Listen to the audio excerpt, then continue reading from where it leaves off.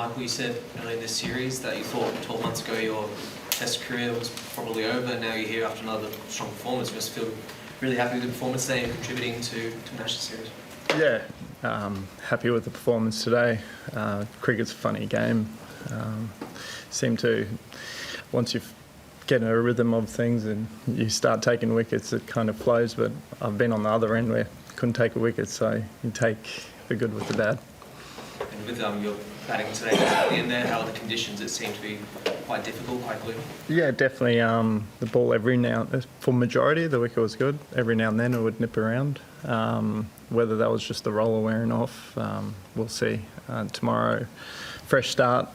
The wicket seems to be quickening up just a little bit, so we've got to be mindful of that tomorrow. On the left here, right? How's your arm? It's good, yeah. It was just a bit of a corky, so just trying to keep the swelling out of it, but I'll be fine. Generally, Australia have gone with Scott Boland as the night watcher. Yeah. How did that decision work? I think me going in then was probably, if Scotty went in, I guess me and Starkey have been 10 and 11, so I think it just, because I've been lined up so strong this game, it was a no-brainer for me to go in. Josh? Michael Robbold, just on Cheers. the Joe Root dismissal, the catch, looked like you were maybe pointing to Usman Khawaja or someone. Was that a plan, or was there something in the works there? Yeah, I just said to him, I haven't bowled a bouncer to him in ages, and I think I might surprise him if I try bowl a bouncer there, and it's one of those rare occasions where it actually came off and worked. And what's it like bowling to Joe Root, obviously one of the most prolific players of all time? Where do you start when you're... Yeah, he's a tricky one to bowl to, especially when he's in that touch. Your margin of error is very small. He seems to manipulate the ball very well off the stumps. And even then, when you go a bit wider in the channel, he works you off down a third man so well. So yeah, he's a class player. That's why he's going to go down as one of the all-time greats. He just knows his game so well, and yeah, it's tricky to bowl to, but you've got to come up with a plan, I guess. I know you weren't out there when Marnus and Ben Stokes were kind of going at it, but do you have any idea maybe what was going on and what is it about Marnus? Not a clue. I was stressing about my batting, so I was worried about that. I wasn't really too focused on what they were doing, and I haven't seen them since, so I don't know what was said or what was done. Does he kind of, like, as his Queensland teammate, does he have a way of just kind of getting under people's skin? I think you're all well aware of that. He has a knack, but I think it's just the fact that he's such a strong competitor and he can get under your skin. So it's just Marnus for you. It's just Marnus, I guess. And from a bowling perspective, like the wicket he got today proved pretty important, right? Like, is he angling for a bowl all the time? Yeah, he loves bowling. He's, again, just a massive competitor.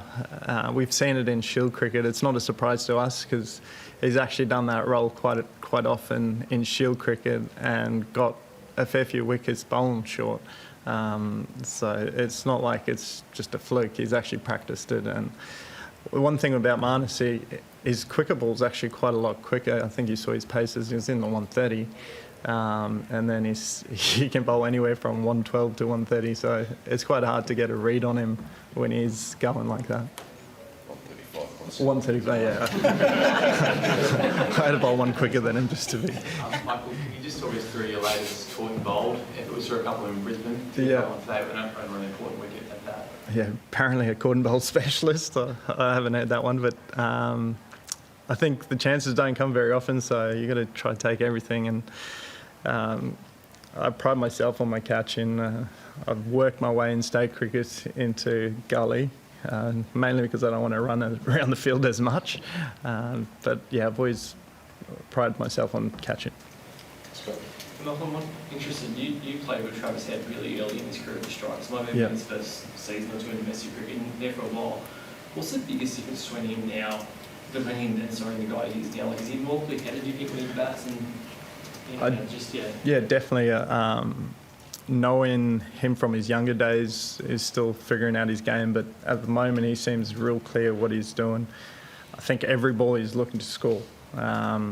He's not trying to work it around or grind it out. He's looking to score every opportunity he gets, and most times he creates so many more opportunities than normal batters because he's so talented. His hand-eye is amazing. You think you've beaten him with the ball, and all of a sudden he's slapped it through point for four. I know from personal experience how frustrating it is bowling to him because he seems to struggle to control the scoreboard when he's in those moods. When you look at that, was there any, Dan spoke about it, were you thinking it was essentially impossible for him to not the Steve Waugh moment here 20 odd years ago, or was it you were very No, I wasn't thinking that. I think at the end I was working on me trying to face as many balls as possible, especially with the conditions getting a bit quite dark there at the end. But yeah, I think we'll love the way Trav bats because the scoreboard seems to move. Got a couple on the left here and finish up down. Michael, you touched on the getting a bit dark there. Were you surprised that they did stay on, given going off yesterday and not coming back on? And do you think that might have been what some of the debate with Marnus and Ben was about? To be honest, I don't know what the debate was, but it was definitely getting a bit dark there towards the end. Yesterday was definitely darker, and yeah, it's one of those ones where you stay up at the expense of safety. So it's umpire's call. You didn't feel it was unsafe? I mean, obviously you were struck, so... Not towards the end, no. From a bowler's perspective, obviously, Travis has been probably the most consistent batter in a series where consistent batting hasn't been a thing. How important is that to make sure that the bowling group's getting that bit more time off the field and able to kind of capitalise and be fresh for the next innings as well? Yeah, 100%. It's always a win the longer we're batting, especially the fact that you're keeping them out on the field and their batters are running around and maybe coming into their innings a bit more fatigued. It's Test cricket. I guess you're trying to keep them out as long as possible, and then when you get a sniff, capitalise on that because we know how quick the game can turn around. Last one, yeah.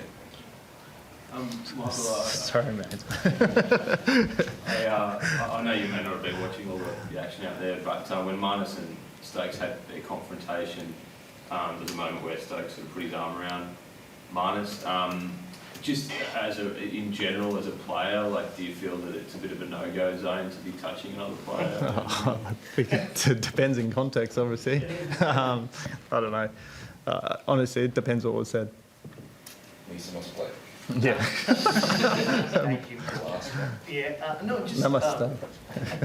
the two tests like Brisbane and here, just playing without the spinner, Michael, and playing a lot of cricket like with the spinner. How much does your role change in the game? My role, I think my role is pretty consistent, whether there's a spinner or not.